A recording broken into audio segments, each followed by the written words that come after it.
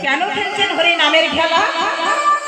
কেননা এই কলিকালে নাম বিনা নাহি আর ধর্ম, সর্বশাস্ত্র সার নাম এই শাস্ত্র মর্ম।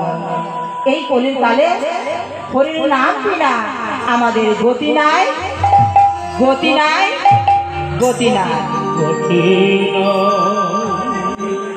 হরির নাম ছাড়া আমাদের গতি নাই। কেননা আগেকার যুগে ধ্যান তপস্যা করে মুনি ঋষিগণ ভগবানকে লাভ করতেন। এখন কি কেউ ধ্যান তপস্যা করে? মা করে না।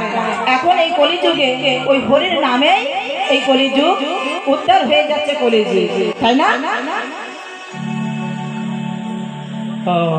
তা আমরা নাম করি কোথায়? এখন ধ্যান তপস্যা নেই, হরিনাম করে আমরা উদ্ধার পেয়ে যাব। সেই হরিনামটা আমরা করতে পারি না। হরি বলার মতো একটা বদন পেয়েছি, কিন্তু হরি বলি না। তাই আমার প্রভু ভেবে দেখলেন এই কলির জীব সামান্য আয়ু, এই কলির জীবের সামান্য আয়ু। এখন বেশি দিন বাঁচে কেউ? বাঁচে না। এই কলির জীবের সামান্য আয়ু, এরা যাগযজ্ঞ ধ্যান তপস্যা কিছুই করতে পারে না। এদের অন্যগত প্রাণ আর জনিগত মন। তাই আমার প্রভু নিজে আচরণ করে এই কলির জীবকে শিক্ষা দিয়ে গেলেন। বললেন, হে জীব, তোমরা অপরাধে শূন্য হয়ে যদি হরিনাম আশ্রয় করতে পারো, তাহলে তোমাদের ওই ভব পারাপারের ভয় আর থাকবে না।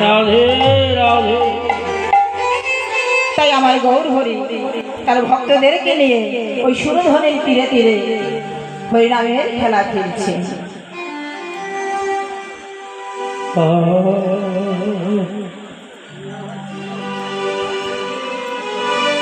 আমার সুরধনের কিনারায়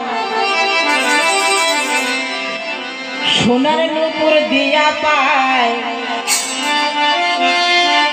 নাচে না গরি